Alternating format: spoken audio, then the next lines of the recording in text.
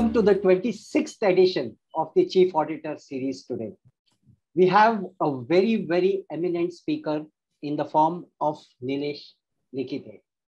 The Chief Auditor Series was envisaged to be a program which will bring the best, the who's and who of the internal audit industry and share good practices, best practices, leading practices, so that it will help each one of us who are in the profession of internal auditing or who choose to be in the profession of internal auditing will get help by hearing these series. There has been a vast array of speakers who have come, and today we have a person who is a rock solid auditor. Why do I call him a rock solid auditor? He's been with the cement and steel industry for such a long time, and therefore I'm sure he will construct, pun intended, a fantastic program for all of us. Every Chief Auditor series is a learning experience, and I'm sure today also we'll have a good learning experience. Who do we have today? None other than a chartered accountant, a BCom, a chartered accountant, a ACMA. As far as his certifications are concerned, he's a CIA, he's a DISA, and he has also done his CISA. So all the qualifications are there with him. He's got over 25 years of experience. You heard it right, 25 years of experience in internal auditing, forensic investigation, risk management, internal control, procurement, and performance management. He has been part of teams that have helped in SAP implementation and also for support and training. Just very briefly, he joined ArcelorMittal Nippon Steel in January 21, and he is currently heading the audit department and also handling the whistleblowing mechanism. Prior to that, for about 5 years, he was with ACC, and from 2013 to 2015 with the Wadia Group. He was also the deputy CIA at ACC for about 4 years and was associated with Reliance Industries in the as GM, SAP, and IT. Prior to that, he was with Suresh Surana and Associates.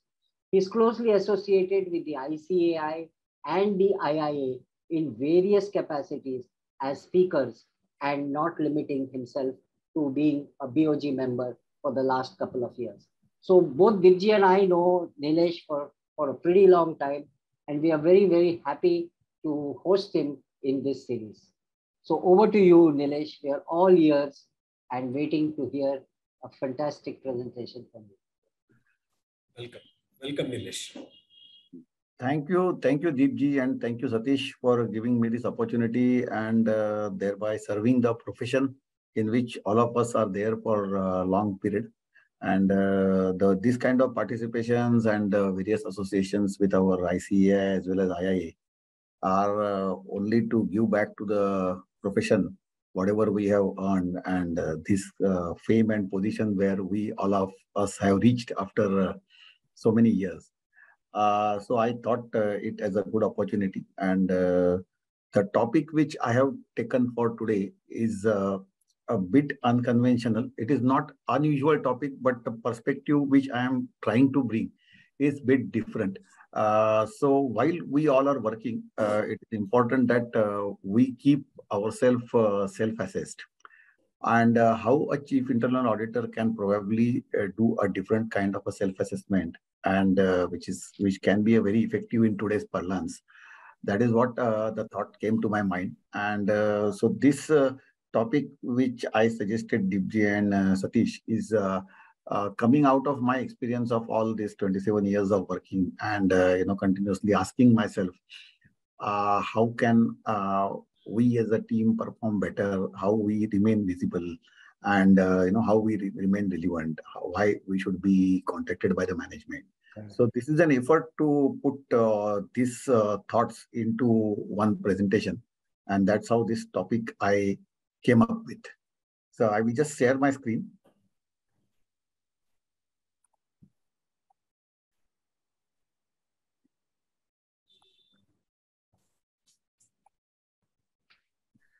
Yeah.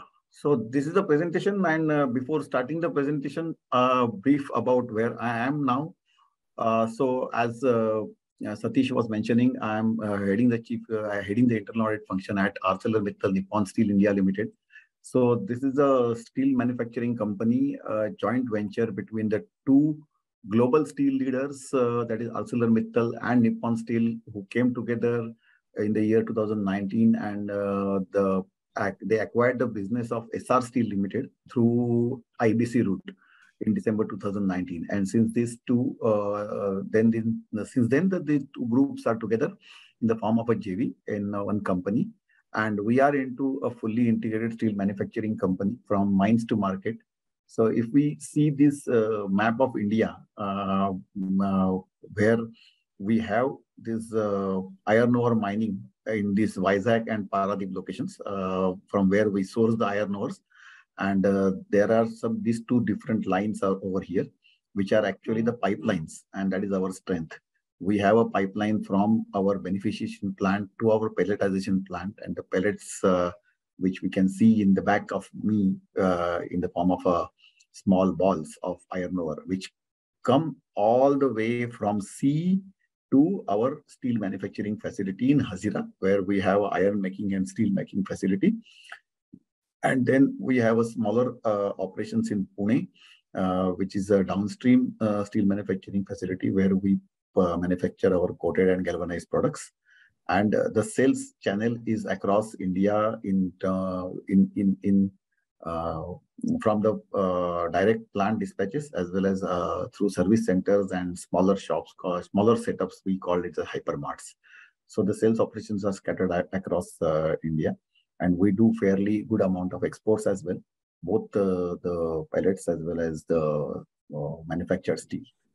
So this is how we are organized. And a bit more on my function. So this is how my organization looks like. I report to the Assurance Review Committee. So it is similar to Audit Committee in the listed companies. So I report to the Chairman of the Assurance Review Committee. And functionally, and administratively, I report to the CEO of the company. And as we have a large operations in Hazira, I have a team based at Hazira and led by one person. And then our Vizag and Odisha operations are handled by one manager, and he has a team over there. And in the corporate office, I have a team. So my teams are at 3 places. And we also have an investigation function, which is led by a separate team. And I have a 2-people team to look after the in-house investigations. So largely, we are resourced in-house. And at times, we co-source with outside firms, both for internal audit as well as for the investigations. After this, I will go to my subject of the unconventional KPIs for internal auditor. And we see that the KPIs are basically tracked for achieving something and rising our own performance over a period and over the previous benchmarks. So with that, what can be the traditional success factors or the KPIs which all of us are tracking for so many years? So they can be the independent reporting lines of the CIA to the audit committee and not to the management. That can be one of the factors. Then compliance with the annual audit plan, approval of the audit plan by the audit committee, and then whether we are able to complete it in time, and timeliness in release of the reports, how fast we are delivering the reports, effectiveness in communications, the training hours spent by the audit team and the chief auditor, internal auditors, and how we are keeping ourselves updated, probably how much time we are giving there. And nowadays, a common talk of use of data analytics and various IT enablement into the internal audit, how automated is our function, how digitized is our function. The last one which came to my mind is the independent quality assurance program, whether it has been run by the CAE, either in-house or independently by the third parties, to give us the assurance of the quality standards maintained by us, the methodologies followed by us. So these are the success factors generally which are tracked and talked upon in various forums which we have seen so far. And these are relevant. These are the basic bread and butter of each of the chief internal auditor and the internal audit function, no doubt about it. However, when I see the challenges which are today and which are required, what I feel is today's CIA is not a hardcore auditor, but he need to be more of a business person. He has to be very much interactive with the peers and seniors and down the level operational teams to remain knowledgeable about the happenings within the company, within the industry, the economic trends, and so many knowledge which will help him in making the good risk assessment. He has to be an impactful person in all terms, that his basically contribution is seen and understood. For that, innovation is the key. So, nowadays it's not a very straightforward checklist kind of approach which will give us the success, but continuously insightful study of the operations which I can see. And it's not basically a kind of a straightforward checklist kind of approach where we always will look into 1, 2, 3 things and come out with the observations. But we need to have a wide-angled lens, have a different thought process, very critically look into the various agreement clauses of the commercial aspects, think through whether the laid down commercial approach is correct or it could have been something different. So, it always requires we to remain innovative in terms of how we look at the things. Maybe the people who are in employment, they have seen the particular function in last year. So what new we can think in the new current year, even if the things have not gone change. So this brings a lot of innovative capabilities into a chief internal auditor. Of course, the chief internal auditor need to be impeccable, meaning we have to work with the highest standards and degrees and the trust, and immaculate, basically quite presentable in terms of dealings and appearances and behavior. So with these requirements of a CIA and this personality of a CIA, what I feel is there are some KPIs which we can look at. And these are the KPIs which are not coming out of the function. They are very well within the function, and each chief internal auditor deals with those KPIs, but probably they are not being thought over as a success factors, or they have been not yet thought over as a KPIs to be tracked for making the self-assessment. So while I was thinking on this, a lot of thoughts were coming to my mind, which I thought of then bundling into these 5 buckets, the audit committee and the executive management, who are our main, I can say, the stakeholders, and assessing us, as well as getting help by us. And we are consistently talking of the value addition and high effectiveness, and a few things about our own visibility improvement and how we are seen within the corporation, we call corporate. So if we think of these 5 buckets, and if we do the self-assessment, our own position as CIA, probably we will be in a better position to channelize our efforts towards the success. So if I start one by one, like coming to the audit committee perspective. Now, all of us are dealing with the audit committee, and we attend audit committees, and it's a very important part of our function. So what can be the success factor in terms of audit committee interaction? So one thing which came to my mind is that the assessment of the time allotted to the audit committee for the internal audit presentation and the internal audit activity as such. So, our own assessment will reveal that how much time is given to the audit committee, the internal auditor, how many aspects or all the functions of the internal audit are being looked into by the audit committee and questioned, whether it comes to the resources and whether it comes to the planning, in addition to the observations. Of course, the observations are important, and whether our internal audit is given priority in the entire agenda of the audit committee. Audit committee has different deliverables, of course, with their things, but within that, where do we stand in terms of the agenda? So in both the companies, in SEC and in current ArcelorMittal, the internal audit findings are discussed first, immediately after the approval of the minutes. So, that is what the importance the audit committees are thinking. So we should always keep assessing ourselves, like where do we stand in terms of agenda, how much time we have. Then interaction with the audit committee chairman. Is it happening only during the audit committees of 1.5 hours or 2 hours, or is it more frequent?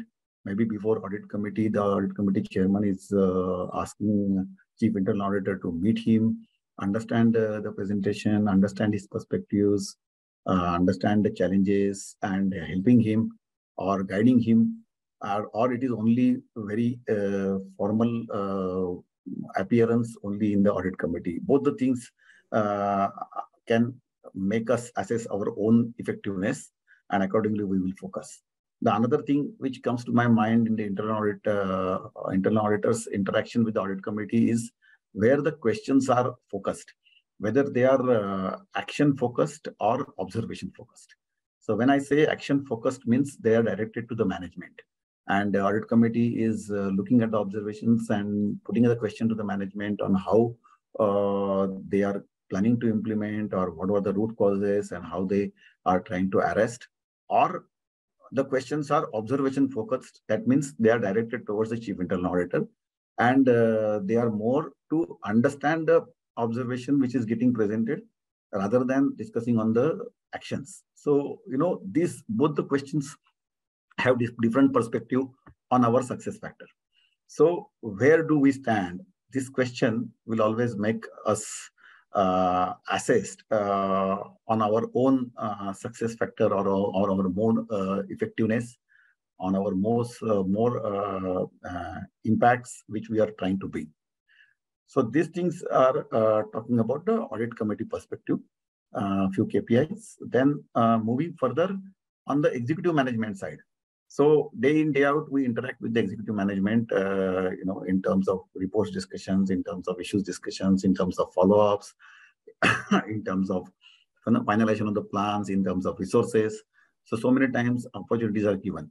The first thing which I always ask myself, and I ask my audit team also, that the report which you are making or made and given it to me, or we are sending it to management, do you really think that it is the report which, if put on the table of the CEO, he will leave aside everything and go through your report? Is it that report? This is a very important question every internal auditor probably should ask himself, that I am sending this report to the chief internal auditor, the CEO now, whether he will leave aside everything and look at my report or not. Is it of that quality? So, a frank answer on our own answer will display the quality which probably it is there in those 20 pages.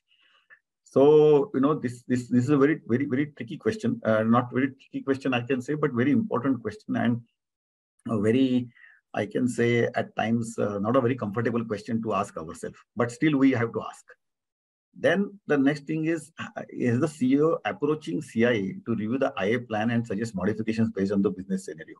So whether the CEO is taking cognizance of the internal audit function and understanding the importance, so that any changes in the business, any new business additions, or any new business perspectives, or significant change of the process is discussed with the auditor to cover it in his internal audit plans, to give him the assurance that this new activity or new area or new business has been reviewed immediately. And the next one is whether CII is invited to present the findings in the executive committee meeting.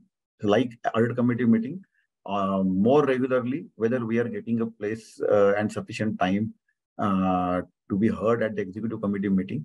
And again, whether the questions are observation focused or forward-looking action-based focus. So these are the important aspect. Then whether CI is updated about the key decisions taken in the management meeting. So this is also very important that we are getting feedback about the important decisions being taken in the various forums, because these are the business decisions. So business decisions probably may not be directly audited about why this decision was taken, because what finally we have to see that the decision has been taken for running the business after following a due decision-making process, and a lot of deliberations have been happened. So again, we should not go and do the audit and probably waste time over it, our own and as well as the management. So, whether we are getting the feedback from the management that this is the what is happening in the business and this is how we are taking the decision. Now, if that decision is being properly implemented or not, it's certainly a part of the question, but not the decision itself. So this will also help us in understanding our positioning in the company, how important we are to the corporation or to the executive management, and whether the executive committee members are following up with their teams for implementation of the audit observations. So is it whether auditor is following up and chasing them, or whether executive management is regularly having a program to go through the open observations and putting the operating management into their action mode on their own. So because if it is an important observation, if it is a significant finding, if it is having a lot of value, of course, management will be interested in getting it implemented faster. And if it is not so significant observation, it is not so clear observation, it is not bringing out any particular wrongdoing, root causing is not correct, then probably management may not give that much attention because they themselves will not be clear what is to be done.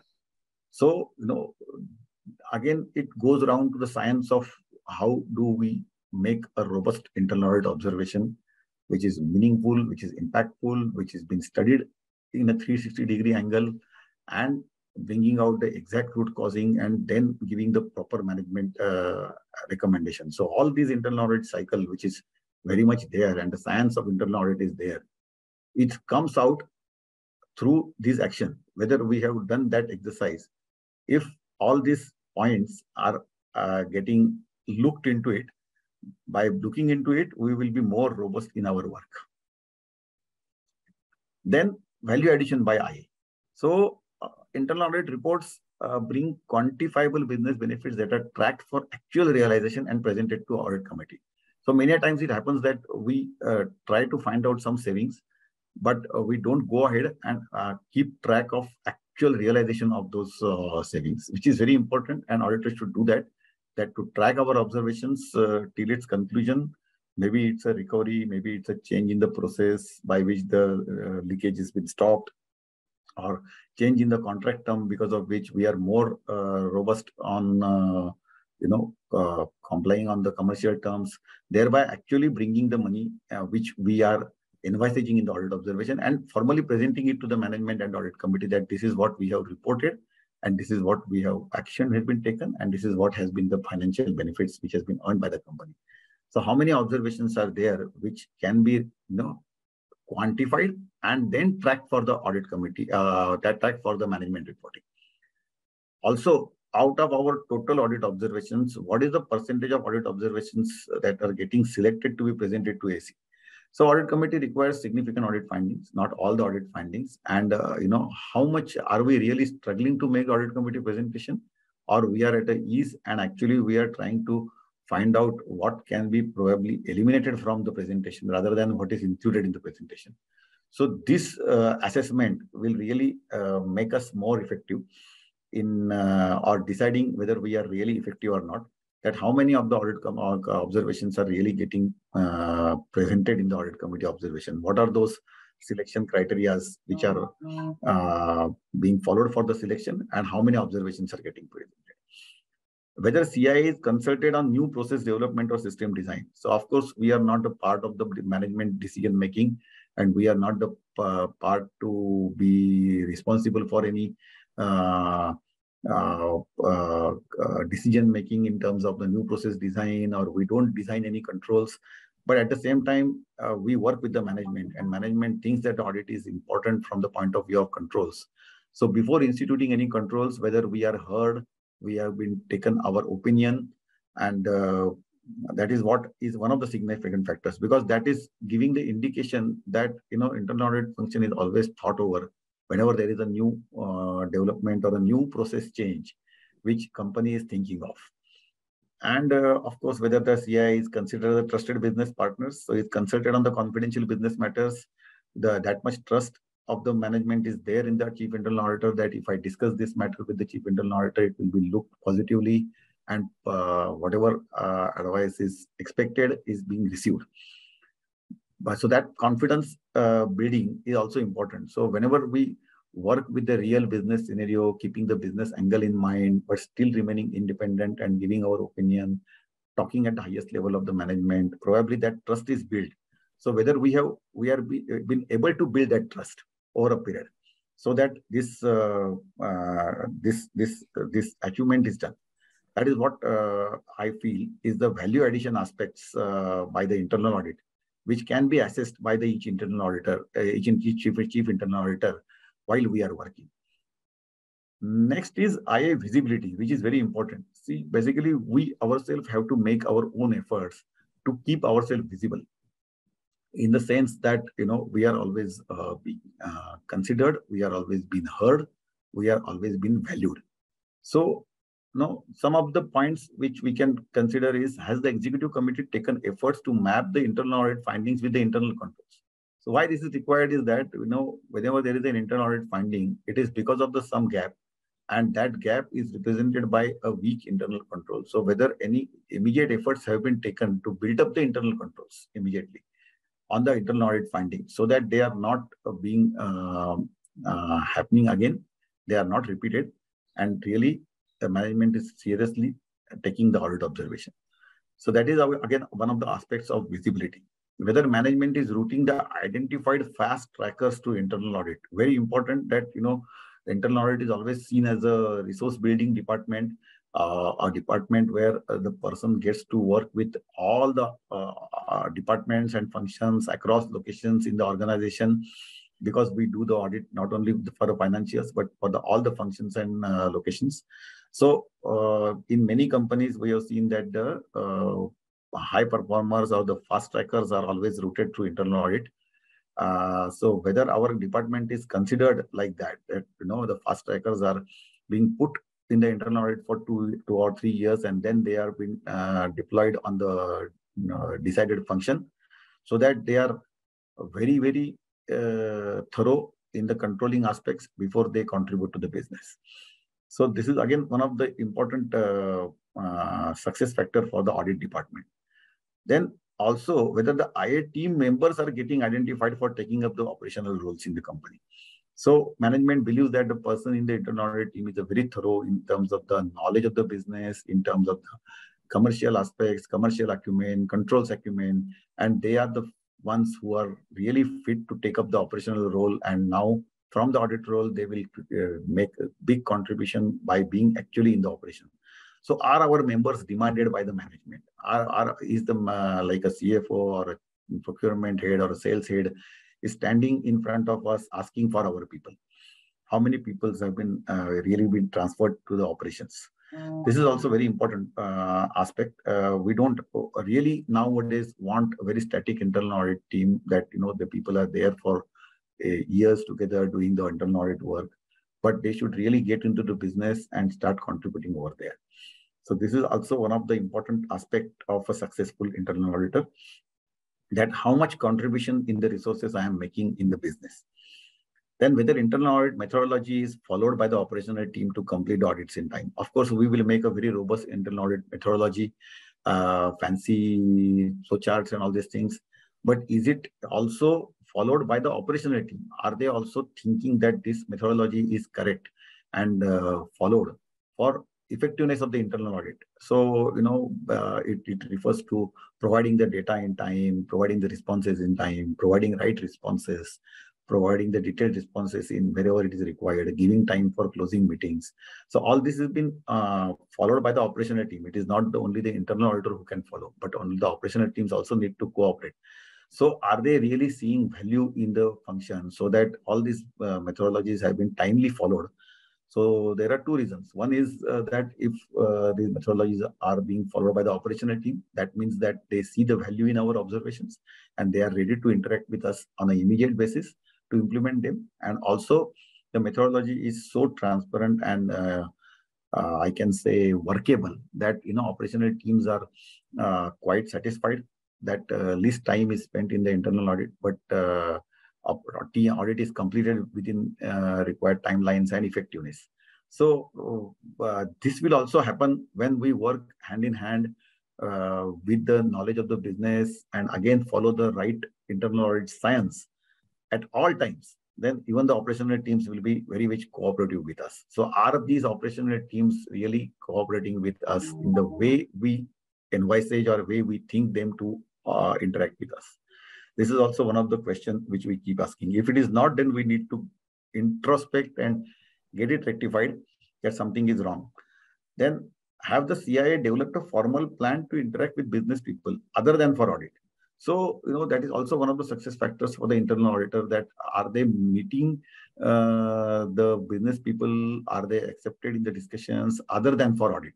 So, once they see the value in our discussions, then we are very much invited for the business meetings and other discussions, maybe informal discussions, maybe over get-togethers, but we are not the ones who are standing in the corner and watching everybody talk, but we are also participating. So are we participating into that? Are we able to participate? Are we able to interact with so many people other than for audit?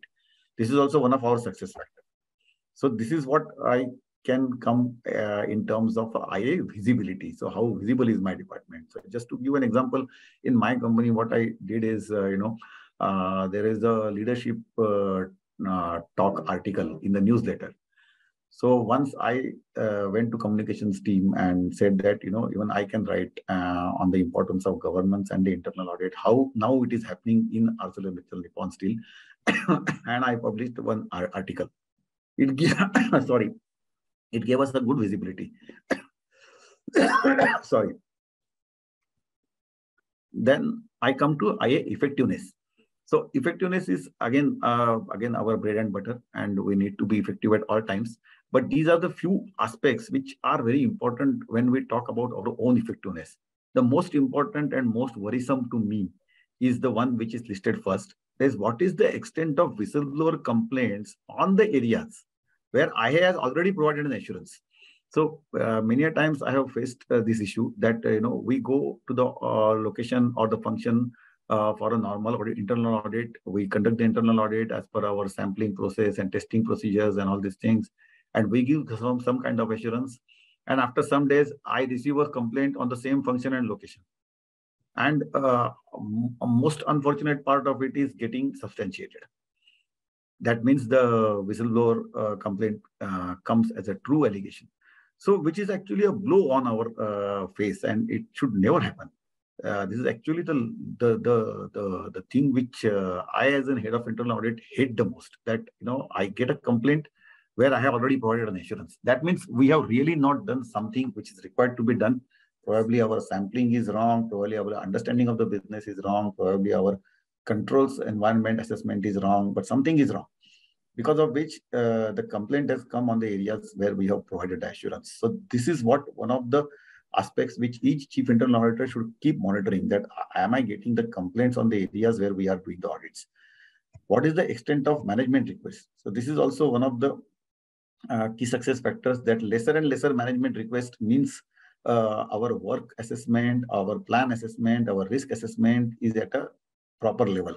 Otherwise, more management requests reflects that our planning and risk assessment is going haywire, because of which the management is not satisfied in the areas which we are looking, but requiring us to look into the different areas.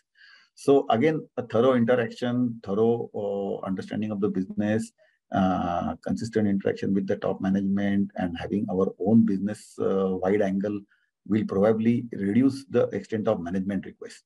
So this is one of the success factors. And whether CI is provided with the budget to innovate trainings and IT support, which is the need of the time. So, a good work will always be supported with good resources. So again, that is one of the assessment factor. Are we getting enough support in terms of hiring the people, hiring the right people, hiring the people at the required levels in the organization,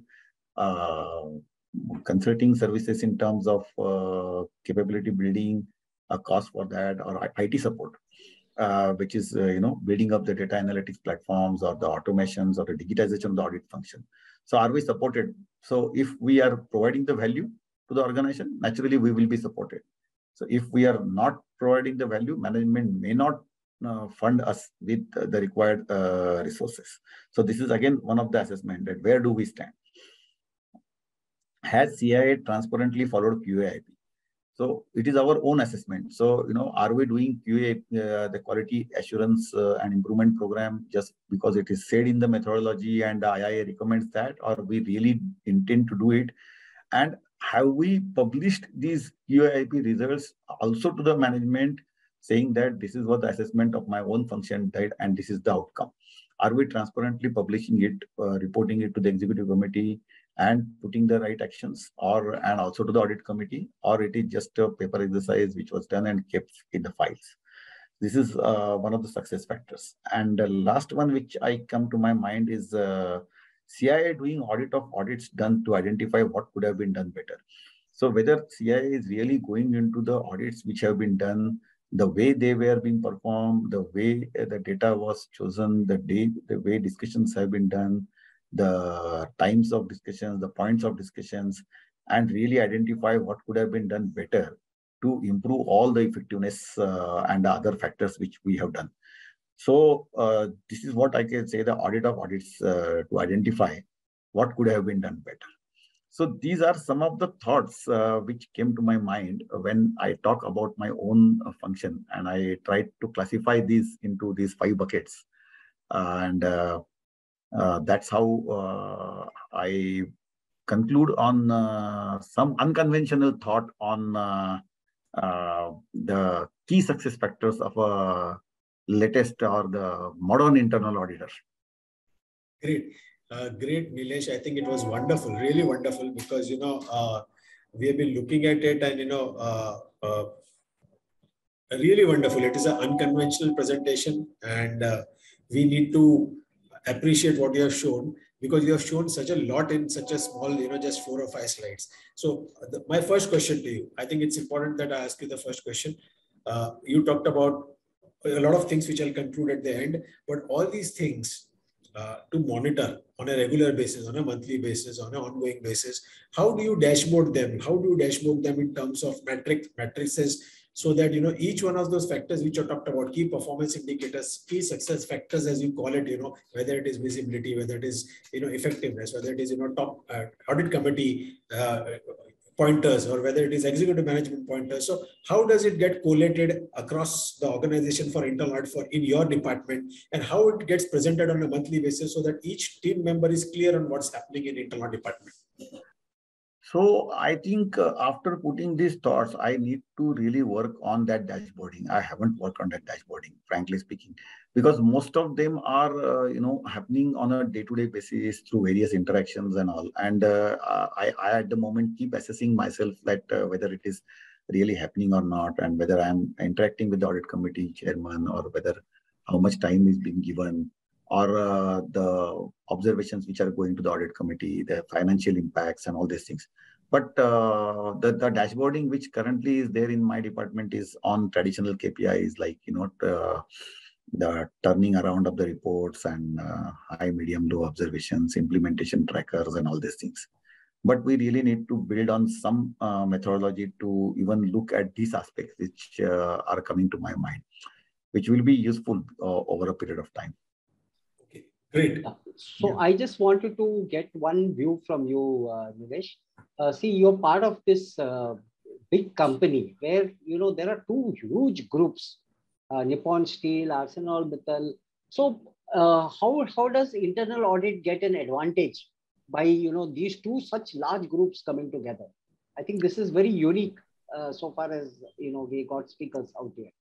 Yeah, so basically, I don't have a very direct interaction with the group audit teams. One for Nippon Steel, probably the language could be a barrier because they are in the Japanese, but I interact with the ArcelorMittal audit team. And what I understand is everybody has implemented some kind of best practices, right from, tooling or the planning and executions and balance between in-house and co-sourcing and all these things. So here the challenge was that we started with the legacy of SR Steel. So I will not say that there was something wrong going on over there. But because the company was in IBC, the focus of internal audit and visibility was completely lost. So after joining, my efforts are to bring back that trust and visibility and bring my experience into putting the function into the required place, which is the foremost. So we have a lot of things to do over here, but we are working. And as said, that management support is quite there in terms of resources, maybe in terms of financial resources or physical resources. So hoping to get there. I think continuing the question which Satish asked you, there was some interaction with us, with the ArcelorMittal internal teams abroad from Europe. So how do you actually, a lot of good work is being done in Europe, in ArcelorMittal internal audit and around the world. So how does your team, as you are bringing it back and, visibility, as you said, and, ensuring that it is one of the best internal departments in the country. So how do you interact or benchmark with, what's happening well or good practices around the world in ArcelorMittal, group internal audit across the world? Because each geography has, something good which is happening. Yeah. So, and also, sorry to interrupt you, but still, we also find that there's a lot of emphasis on internal audit by ArcelorMittal worldwide. Yeah, so basically we are completely, what I can say, zero tolerance to non-compliance at ArcelorMittal. It is quite visibly felt, and even it was made very clear to me during my interview by the chairman of the company. So that thought itself gives us a lot of power, and what I can say is the importance is created. But at the same time, ArcelorMittal, they operate in a lot of countries and a lot of geographies, and they also work in different models where sometimes they have their own teams and sometimes they work with PwC and other firms. But overall methodology, starting from the planning till execution and the presentation, is almost the same. What benchmarking I cannot do right now is that they don't have a legacy, whereas we are working from a legacy of a different company, different culture. So my role is to build up the capabilities as of now, and then start probably trying to measure the capability maturity model and the level of maturity which we are there. Certainly we are not there at the moment because a lot of things we are still struggling and making it happen.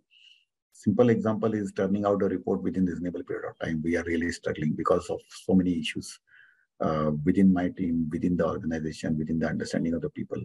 But that's how it is. So probably that is not there in the ArcelorMittal. Their methodologies are quite set over the period and they are followed. So they probably are better prepared to take up the next steps like data analytics and kind of thing very quickly.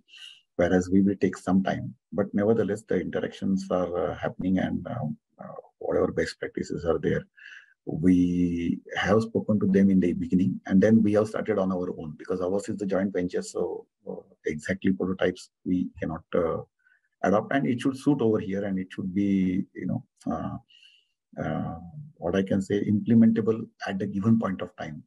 So that we are struggling right now. So, Nilesh, I have one question on, in each of those 5 blocks, you talked about, how much time is given by the audit committee. You talked about how much percentage of observations really go up to the audit committee. You talked about being a trusted business partner. You also spoke about, whether internal audit will be a resource for fast trackers to come in and go. So, I mean, you said whether you get the budgets for innovation, for trainings, for IT, etc., etc.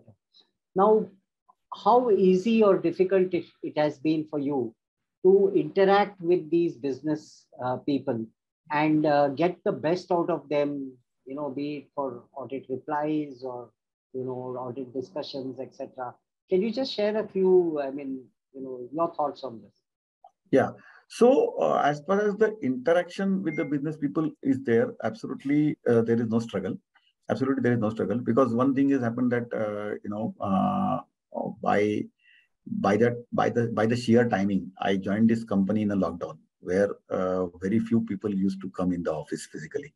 So only senior people used to come in the office, and I got right from the day one have a regular interaction with only those people. So operating people were mostly working from home.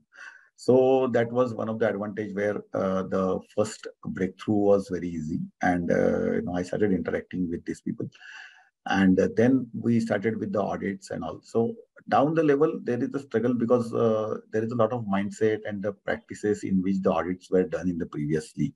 So because of the IBC days, the survival was the question. So audit was always not seen as a kind of a process happening. So lot of delays are happening in getting the responses and getting the records and getting the right things. So on which we are working now. So we are publishing our delays. We are making them aware in the management committee meetings.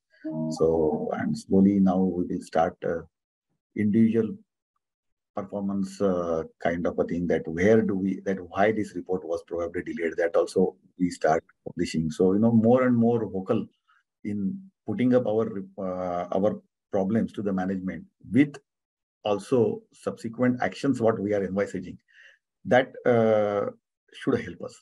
That is how it is. So interaction with the management was quite good, and it was quite smooth. Down the level, because of the size and because of the legacy, there are issues which we need to. Great. I think Nilesh, I think it's been a really great presentation.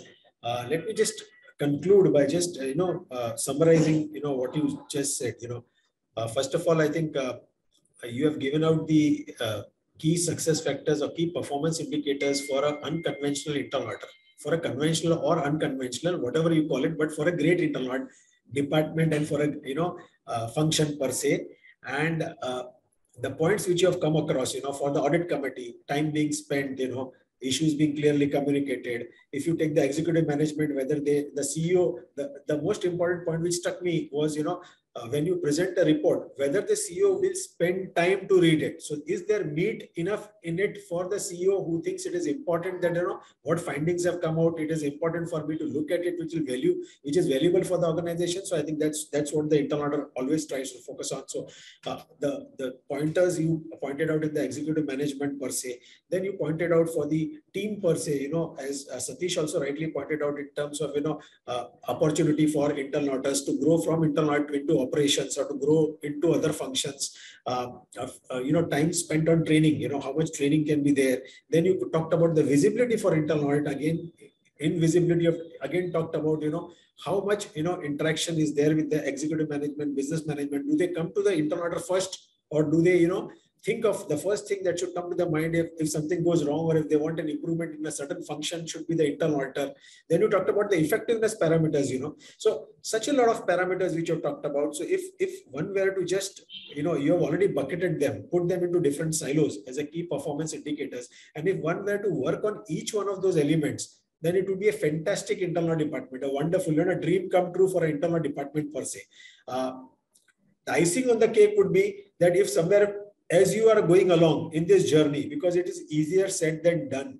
It's very easy to put it in this presentation today for 20 minutes, but if each one of those elements have to be implemented on the floor, on the, in operations, in actual life situation, then it is going to take a lot of effort. Nurturing, mentoring, advising, communicating, getting it done is a lot of pain. It is not easy. All three of us understand that, as because we are all three have been in the internal audit across for so many years. So we understand how much pain it will take to implement each one of those elements.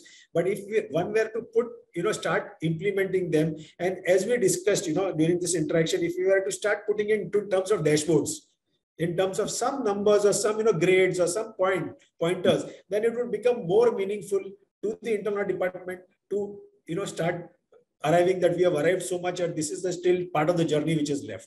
So I think all in all, an excellent presentation, excellent pointers to any great internal department, and also to individuals who would like to know what should be the key performance indicators or key success factors for internal auditors.